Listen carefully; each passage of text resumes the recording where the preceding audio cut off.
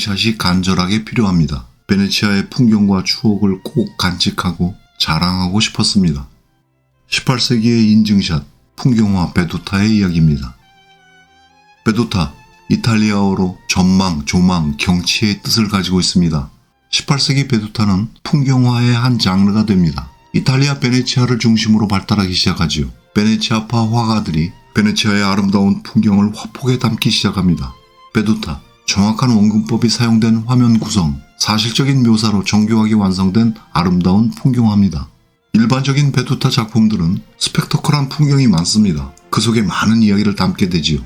아름다운 바다와 운하의 도시 베네치아에서 시작된 베두타는 로마와 같은 고대 유적지의 도시 풍경화로 이어집니다. 베두타를 전문적으로 작업하면서 이름을 날리는 화가들이 탄생하지요.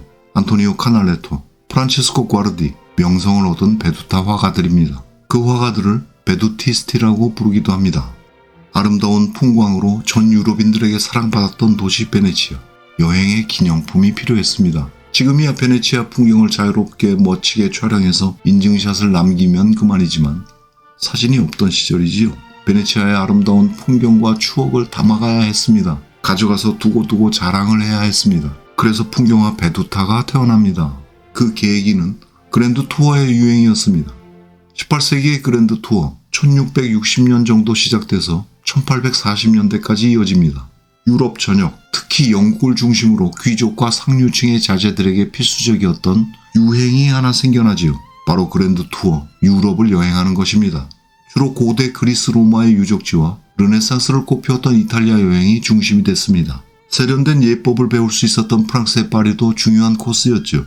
젊은 귀족의 자제들이 역사적인 고전의 예술과 건축, 정치와 사회를 제대로 경험하고 지적 소양을 쌓기 위해서 거쳐야 할 통과 의례였습니다. 동시에 부유한 귀족과 부유한 상류층이 아니면 불가능했던 값비싼 특권이기도 했죠.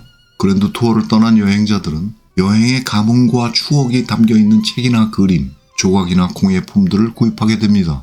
베두타, 여행지의 모습을 있는 그대로 사실적으로 묘사한 아름다운 풍경화 베두타는 여행의 기억을 오랫동안 간직하는 기록의 예술품이었고 자신이 이곳을 다녀왔음을 타인들에게 과시하는 데 최고의 기념품이었던 것입니다. 베두타에는 도시의 거대한 자연 풍경과 건축물, 그 속에 마차나 수레, 수많은 사람들의 모습까지 정교하게 표현되어 있고요. 분위기와 계절까지도 담겨 있습니다. 베두타를 전문적으로 작업하는 화가들은 그랜드 투어 여행자가 담아가고 싶은 도시의 분위기와 인상을 생생하게 담아내기 위해서 노력했지요. 기념품의 역할로 시작되었던 풍경화 베두타, 예술적 가치가 커지면서 풍경화의 한 장르로 자리를 잡는 것입니다. 베두타는 이탈리아에서 꽃을 피우지만 초기의 베두타는 16세기 네덜란드, 파울 브리를 비롯한 플랑드르 지역 화가들에 의해서 그려지기 시작합니다. 16세기에서 17세기로 이어지면서 부유해진 네덜란드 중산층, 그들이 지역적 자긍심을 보여주기 시작하는 것입니다. 정교한 묘사와 함께 누가 보더라도 정확히 알아볼 수 있는 그 도시의 모습, 아름다운 도시 풍경을 그리기 시작한 것이지요. 네덜란드 황금시대를 대표하는 화가 중 한 명인 요하네스 페르메일의 고향의 풍경을 그린 유명한 작품 델프트의 풍경입니다. 물 건너로 보이는 도시 풍경, 당시 화가들에게 인기 있는 테마였어요. 베두타 화가들 중에서도 가장 유명한 화가 이탈리아 화가 카날레토는 베네치아의 풍경 그림으로 명성을 날립니다. 화가의 이름 카날레토는 베네치아와 잘 어울리게도 작은 운하라는 뜻입니다. 성공한 화가였던 자신의 아버지 베르나르도 카날로부터 그림을 배우기 시작한 카날레토는 아버지의 조수로 일하면서 아름답고 사실적인 표현법을 익히게 됩니다. 이어 로마에서 미술 교육을 받고 자신의 화풍을 완성한 카날레토는 베네치아로 돌아온 이후에 대부분의 작품 속에 베네치아 풍경을 담기 시작하지요. 명쾌한 명암 표현으로 완성된 도시 풍경화, 아름다운 도시 베네치아의 명소, 베네치아의 상징인 운하와 곤돌라, 카날레토는 고향 베네치아의 모든 아름다움을 표현합니다. 카날레토의 그림에서는 성당과 종탑, 도시의 아름다운 볼거리와 사람들을 포함해서 벌어지고 있는 축제와 공식적인 행사들, 건축물에 붙어있는 벽보까지 발견할 수 있습니다. 감동적이고 아름다운 도시 풍경, 놀라운 정교함을 보여줍니다. 카날레토의 대표작 가운데 하나, 석공의 작업장입니다. 이 그림은 조금 특별합니다. 카날레토의 전형적인 풍경화와는 다르게 베네치아 시민들의 일상을 포함시킵니다. 카날레토는 베네치아의 일상적인 아침 풍경을 묘사합니다. 석공들의 모습과 함께 빨래를 널고 있는 여인의 모습, 운하를 건너는 곤돌라, 종탑에서 종을 울리는 사람, 아침을 알리는 수탉도 보이고요. 넘어져서 쉬를 하고 있는 아이와 엄마, 재미있고 친숙한 일상의 모습들로 채워져 있습니다. 베네치아에 도착한 프랑스 대사의 환영식, 카날레토 도시 풍경화의 전형을 보여주고 있습니다. 여행자들은 전형적인 베네치아 풍경을 좋아했습니다. 18세기 베네치아는 그랜드 투어 코스 중에서 가장 인기가 높았던 곳이었어요. 귀족 가문에 부유한 젊은이들, 이들은 유럽 전역을 돌아다니다가 마지막으로 낭만적이고 여유로운 생활 양식을 즐길 수 있는 이 멋지고 아름다운 베네치아로 모여들었습니다. 그리고 마지막으로 해야 할 중요한 일, 베네치아의 풍경을 담은 그림을 구입하는 것입니다.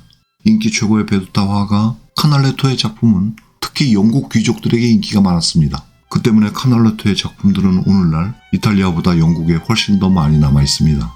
역시 베네치아 출신의 화가 프란치스코 과르디의 명성도 빼놓을 수 없습니다. 과르디의 베네치아 풍경화는 주관적인 성격이 강하고 과르디만의 독특한 느낌의 풍광을 만들고 있습니다. 이탈리아를 중심으로 발달한 베두타는 다양한 방향으로 확대되기 시작합니다. 화가 파니니는 독특하게 폐허가 된 유적을 테마로 한 그림에 집중합니다. 이탈리아에서 활동했던 네덜란드 화가 가스파르트 반 비텔의 정교한 베두타, 플랑드르 화가 프란츠 반 브레멘은 풍경과 인물이 함께 어우러지는 구성을 보여줍니다. 1840년대 이후 철도 여행이 대중화됩니다. 증기선이 등장하고요. 세계 여행이 점차 일반화되면서 귀족 계층의 특권으로 여겨지던 그랜드 투어가 막을 내리기 시작합니다. 이제 사람들은 보다 빠르고 안전하며 저렴한 비용으로 여행을 하게 되지요. 귀족과 상류층만의 특권이었던 그랜드 투어는 더 이상 그들만의 것이 아니었어요. 그랜드 투어도 아름다운 그림 베두타도 그 빛을 잃어갑니다.